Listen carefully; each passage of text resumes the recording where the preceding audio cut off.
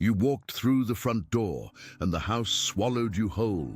Not with warmth, not with the soft exhale of belonging that a home is supposed to offer after a long day of carrying yourself through a world that never quite fits. The lights were on, the voices were familiar, the smells were the same ones from your childhood. And yet something in your chest tightened the moment you crossed that threshold, because you already knew. You already felt it before a single word was exchanged. The house was full, and you were alone. Not the kind of alone that a conversation fixes, not the kind that dissolves when someone finally asks how you are doing. The kind of alone that lives underneath language. The kind that has been sitting in the marrow of your bones since before you had the vocabulary to name it. You set your keys on the counter and smiled because that is what you learned to do. You asked about someone else's day because that was safer than answering truthfully about your own. And deep inside, in that cathedral of quiet that no one around you ever thought to knock on, something ancient and patient was watching. Something that had been watching you your entire life. There was a dinner.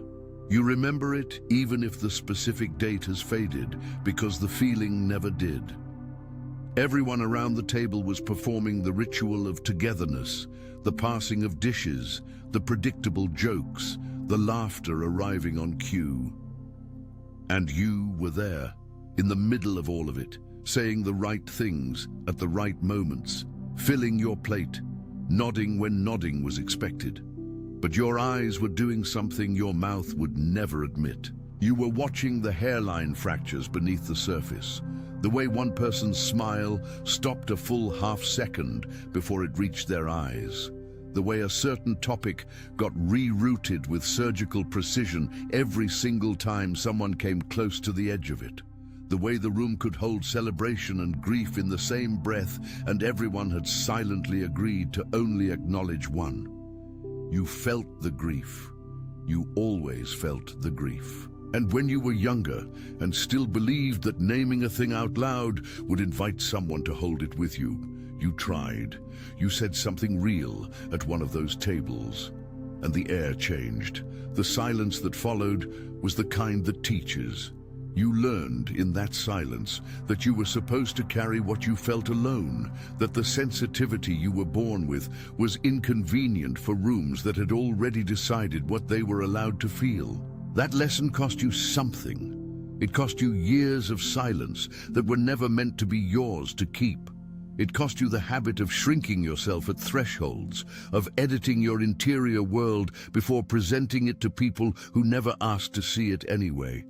You learned to live in two places at once, the surface where everyone gathered, and the deep where you actually lived, where the real questions breathed, where the real weight settled after everyone else went to sleep. And in that deep place, in the middle of nights when the shower was the only room in the house honest enough to hold your tears, the cry would come. Not always loud, sometimes just a trembling in the throat, sometimes just the water and the silence and the strange intimacy of falling apart in a space small enough to catch you. Your body already knew what your mind was still trying to argue, that something was being carried here that was too large for the container it had been assigned, that the weight was real, that the isolation was real, that the ache of being surrounded and still unseen was one of the most specific griefs a human being can endure. That is why, in the trilogy The 3 Keys to a Prosperous Life, the link is in the pinned comment, I explain that the loneliness you have felt inside your own family was never a sign that something was wrong with you. It was the first signal that you were operating on a frequency that your immediate environment was not yet calibrated to receive. The pain was real, and the pain was also a map. There is something that lives in your nervous system that was not programmed by accident. The way you have always been able to walk into a room and read the invisible weather of it, knowing before a single word is spoken whether the air is safe or charged, whether the smiles are sincere or constructed, whether the peace is genuine or simply the absence of declared war. That is not oversensitivity. That is a calibration. A radar installed before birth by a hand that knew exactly what you were going to be asked to navigate. Most people move through the world reading the surface. You have always been reading underneath it. And because you could see what others could not, because you felt what others had agreed to stop feeling, you became the disruption. Not because you did anything wrong, simply because your presence made the numbing harder to maintain. The dinner table is the place where family mythology is enforced. It is where everyone gathers to confirm the agreed-upon story of who they are together. And when you sat at that table, seeing through the story, feeling the chapters that were never allowed to be spoken, you became a kind of mirror that no one had asked for. The tension you sensed was not imaginary. The fractures were real. The pain that traveled under the surface of every holiday, every birthday, every supposedly ordinary Tuesday night meal, it was real, it was old, and it had been moving through your bloodline long before you arrived. You came into a river that was already flowing in a particular direction, and something in you, from the very beginning, was swimming against the current, not out of rebellion, but out of an instinct so deep it preceded understanding. You were not trying to be difficult. You were trying to be honest in a house that had built its foundation on the agreement to be something other than honest. And so the shower became a confessional. The long drives alone became the only sermons that told you the truth. The quiet moments before sleep, when the performance of the day finally dissolved and you were left with only what was actually true, those became your sanctuary. Because in those spaces, in the biological privacy of your own breath and heartbeat, you could stop pretending. You could let the weight be as heavy as it actually was. You could let the question surface. Why does it feel like I arrived in the wrong family, the wrong story, the wrong room? And that question was not self-pity. That question was the beginning of the most important investigation of your life. Because the answer is not that you arrived in the wrong place. The answer is that you arrived exactly where you were needed, assigned to a specific fracture, carrying a specific frequency, equipped to interrupt a specific cycle, even if no one around you could see it yet, and even if you yourself could not see it yet, and even if the seeing would take years and tears and entire seasons of walking in the dark before the shape of it became clear. The silence you adopted at that table was not surrender. Hear that again, because your soul needs it. The silence was not weakness. It was discernment, arriving before wisdom had taught you what to do with it. You were right about what you felt. You were right about what you saw. The world you were embedded in was simply not ready for the conversation your interior life was trying to start. So the silence became a storage room. Every unsaid thing, every swallowed question, every truth you edited before it could leave your mouth, it went somewhere. It went into the deepest chambers of you, and God met you there. In that interior space that no one at the table ever knew existed, the real formation was happening, the real conversations were being had.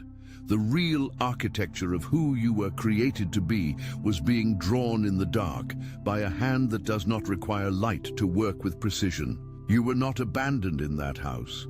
You were being hidden in it. There is a difference between a person being invisible because they have no value, and a person being invisible because the eyes around them do not yet have the range to see what they carry. The latter is not rejection. It is preparation. You were not being overlooked, you were being preserved. The very people who could not receive you were unknowingly participating in a protection they did not understand. Because if they had celebrated you in the ways your soul was asking to be celebrated, you might have settled. You might have found just enough warmth to stop searching for the source. You might have mistaken the reflection for the light. Their inability to hold you fully kept you moving. Their incompleteness kept your longing alive. And that longing, that persistent, unresolved ache for something more real, something more true, something that matched the frequency you were always operating on, that was not a wound. That was a compass. The mark of your rank began not when you were promoted, but when you were first misunderstood and did not collapse.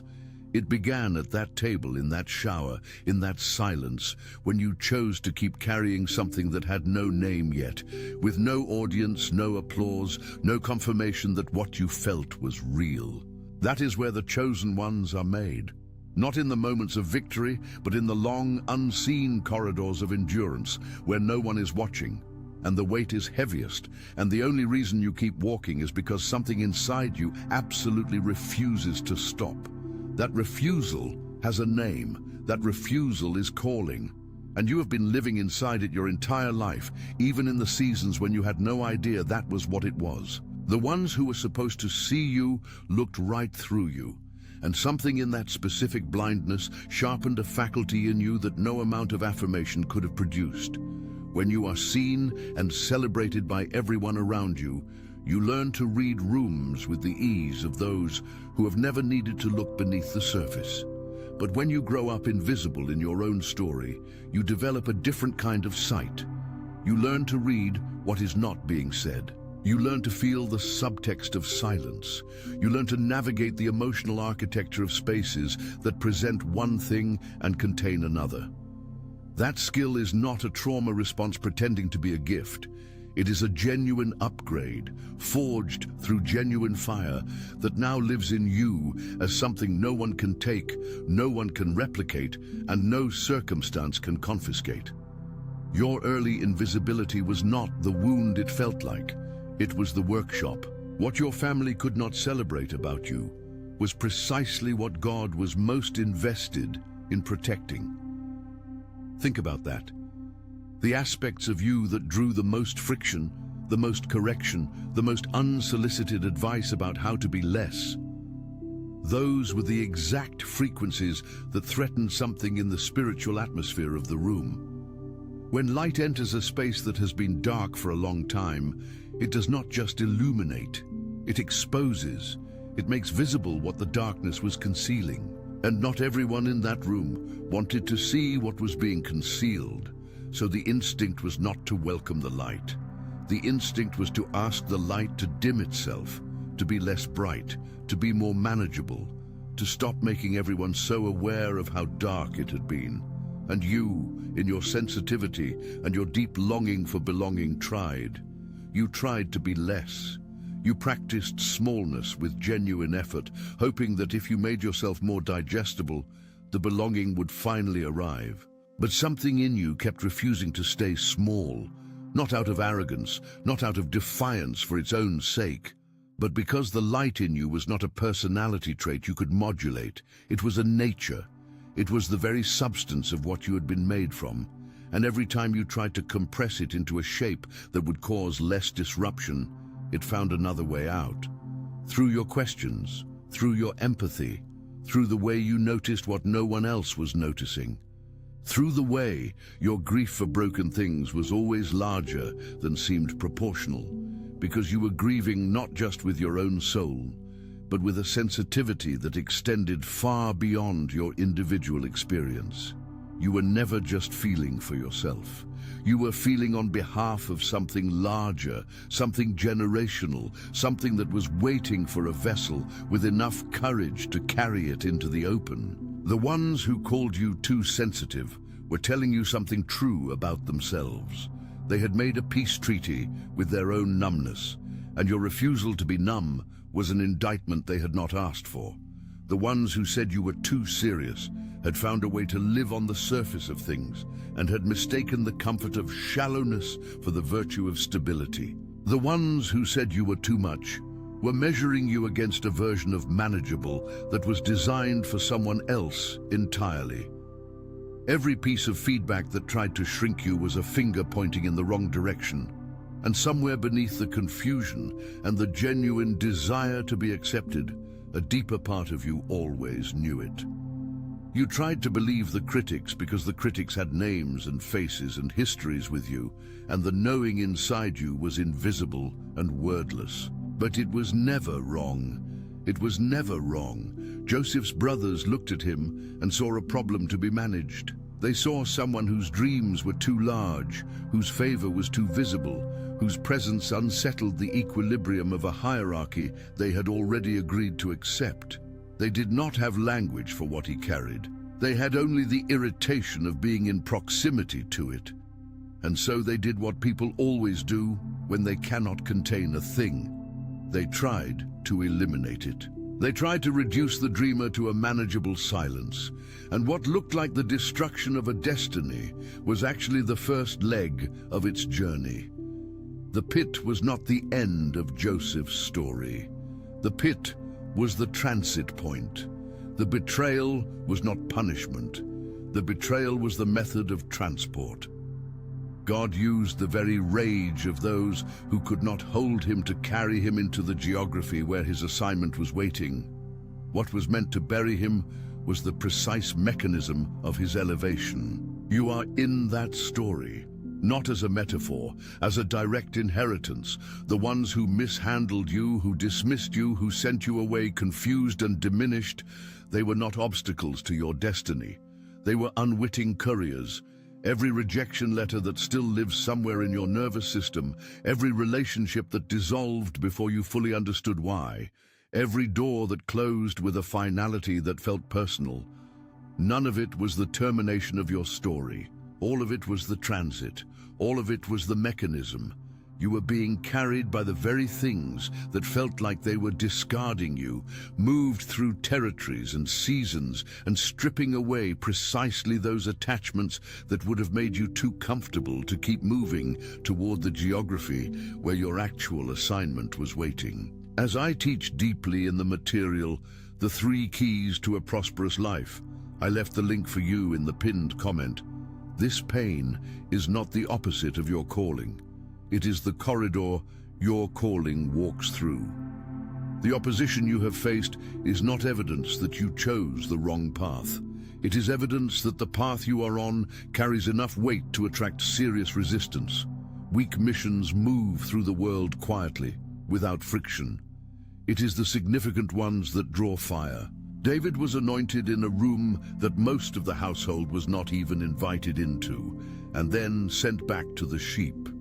The crown came first in the spirit. The confirmation came years later in the flesh, after Goliath, after the caves, after the running, after the betrayal by those who should have been loyal, after the long season of being hunted by the very office he was anointed to inherit. There was no shortcut between the oil on his head and the throne beneath him. The distance between them was the entire curriculum. And every moment of that curriculum felt, from the inside, like delay, like punishment, like the anointing had been a mistake or a misunderstanding, like the promises were written for someone else. But they were not. The oil was real, the throne was real, and the wilderness between them was not a sign of God's abandonment. It was the hallway of his preparation. You have walked hallways that felt exactly like that. Seasons of such comprehensive stripping that you stopped being sure of your own name, let alone your calling. Seasons when the silence of heaven was so loud it rang. Seasons when the one thing that kept you from complete dissolution was not logic, not evidence, not the encouragement of others, but something underneath all of those things, something that lived in the most protected room of your interior world. Something that refused, against all external data, to let go. That something is the anchor. That something is the seal. That something is the evidence that the hand that placed the call on your life never removed the hand that was protecting it. You were not holding on. You were being held. The removal of certain people from your life was not abandonment. It was surgery performed by a God who knew exactly what tissue needed to be removed before the next season could begin.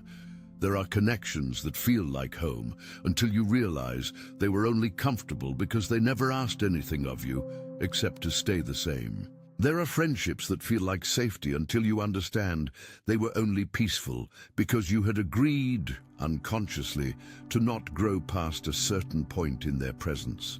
The ones who left, the ones who were removed, the ones whose departure felt like fresh grief laid on top of old grief. They were not taken from you as punishment. They were released from the structure of your life because the next version of your story required room that their presence was occupying. God does not remove carelessly. Every removal is a making room. Every ending is the creation of a capacity, but the temptation that lives in the aftermath of removal is the same one that stopped Lot's wife at the threshold of her own salvation. The pillar of salt is not just a story about a woman looking back. It is a portrait of what happens to a soul that has been given the gift of forward motion and cannot stop turning toward what it has already been delivered from. The pull of the familiar is one of the most powerful forces a human being will ever encounter. The familiar is painful, yes, but it is known. And the known, even when it wounds, carries the comfort of predictability. The future is free, yes, but it is unknown. And the unknown, even when it holds everything you have been promised, requires you to walk into it without the security of certainty. The pillar of salt is the tragedy of choosing the certainty of the past over the uncertainty of the promise. And you cannot afford that tragedy. Not now. Not with what is ahead of you. Every time you feel the pull to return to a version of yourself that could be tolerated more comfortably by rooms that were too small for you, that pull is the voice of the old fire. Every time you feel the temptation to apologize for your growth to people who never apologized for their limitations, that is the old fire asking you to look back. Every time you catch yourself shrinking in the presence of those who once defined your worth by their approval, that is the pillar forming. Do not look back. Not because the past was not real, not because the pain was not real, not because the relationships that ended did not matter.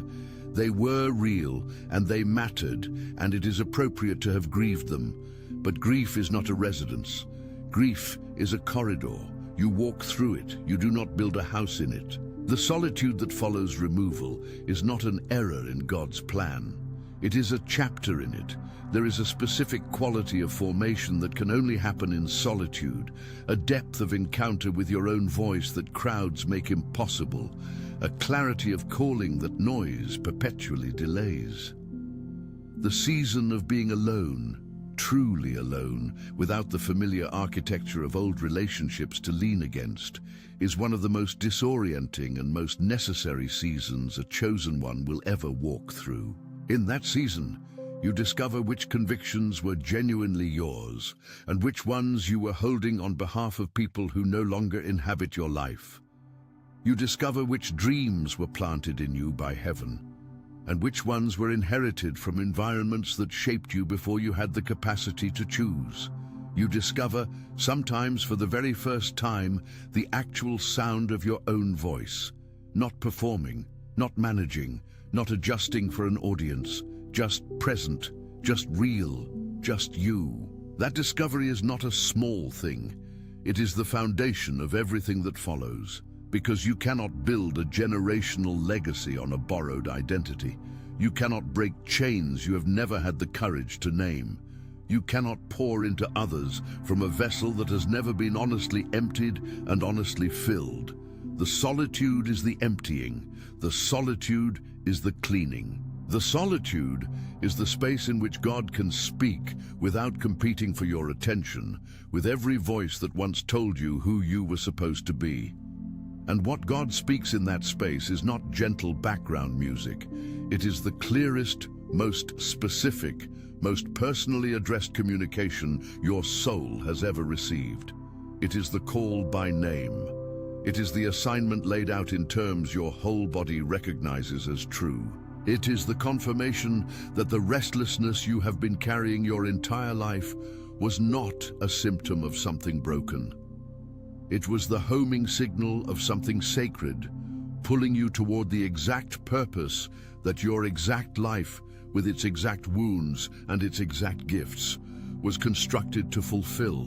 The chains that have moved through your family did not begin with you. They arrived before you were born, traveling through generations of people who did not have the tools, the awareness, or the permission to stop them. Patterns of silence and survival, of smallness and self-betrayal, of settling for proximity to love without the full experience of it. These things move through bloodlines with the efficiency of inheritance, passing from one generation to the next, wrapped in the clothing of normalcy. You grew up inside those patterns. You breathed them. You were shaped by them before you knew enough to question them. And yet, something in you questioned them anyway. Something in you always knew that the water you were swimming in was not the water you were built for.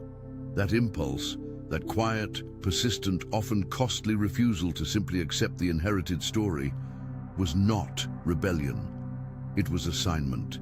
You were placed in that specific bloodline as an interruption, a divine disruption sent to break, from the inside, what could not be broken from the outside. When you do the work of breaking, when you choose honesty over inherited silence, when you choose healing over performed togetherness, when you choose to pursue the fullness of who God created you to be, rather than the diminished version that kept the peace in rooms that were never truly peaceful, you are not just changing your own story.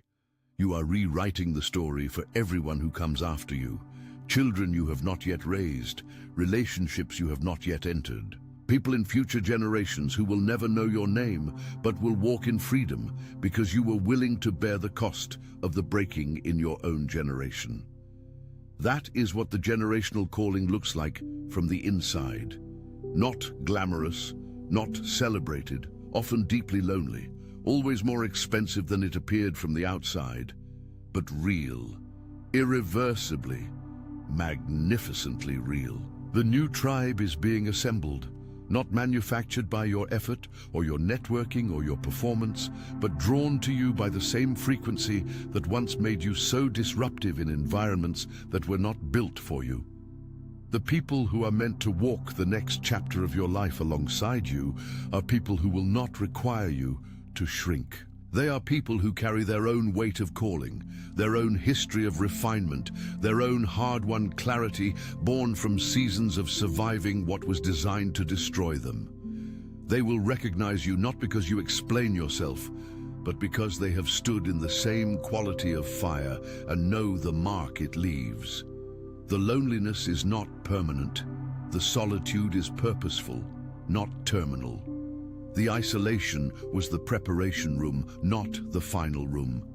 The doors are being positioned. The connections are being drawn, and you are closer to them than the weight has made it feel. You survived what was sent to ensure you would not arrive. That is not a small sentence. Read it again, slowly, the way you would read a letter that had been traveling toward you for years. Everything that came against you, every season of confusion, every relational betrayal, every door closed in your face. Every night you prayed into silence and wondered if anyone was listening. Every moment you stood at the edge of yourself and looked down. It was all engineered with the specific intention of ending what you are carrying before it could reach the world. And it failed. Every single time, it failed. You are still here. You are still standing. And the standing is not a small, quiet, barely surviving kind of standing. It is the standing of someone who has been through the particular kind of fire that either destroys entirely or produces gold, and came out on the other side of it with something that glows. Your wounds are not the final word on your identity. They are the opening chapters of your authority. Every scar is a domain. Every place where you were broken and chose to be healed rather than hardened is now a place from which you can reach into the brokenness of others with a precision and a tenderness that untested hands cannot offer. The betrayal you survived gave you discernment. The rejection you endured gave you compassion for the rejected. The invisibility you lived through gave you eyes for those who have never been seen. The weight you carried alone prepared shoulders strong enough to help others carry theirs. Nothing was wasted, not the worst of it. Not the nights when you wondered if the calling was real, not the silences, not the tears, not the years that felt like delay. All of it was curriculum. All of it was preparation. All of it was the painstaking, unhurried, uncuttable process of making someone ready for an assignment that was always too important to rush. From this moment, the way you see yourself must begin to shift. Not because the wounds were not real, but because they are not the most real thing about you. The most real thing about you was decided before you were born, written into the fabric of your purpose by a hand that does not make errors, sealed by a calling that the warfare against it could not abort. You are not behind. You are not too much. You are not the sum of every room that failed to receive you. You are not the voice of every person who told you to be less. You are not the collection of closed doors or dissolved relationships or seasons of silence. You are what survived all of those things and is still standing, still burning, still carrying the original frequency of your assignment without apology and without dilution. That is who you are. That is who you have always been. And the world that is waiting for what you carry has been waiting long enough. The season has not yet arrived. The season has already arrived.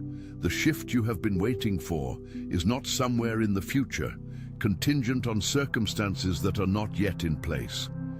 The shift is in this moment of recognition, this moment of choosing to see yourself through the lens of heaven rather than the lens of your history. The prophecy over your life did not come with an expiration date. The anointing placed on you does not diminish with delay. What is yours will find you. What you are built for is already gravitating toward you. And the only real question that remains, the one that heaven is leaning in to hear your answer to, is whether you are willing to receive it. Whether you are willing to stop apologizing for your size.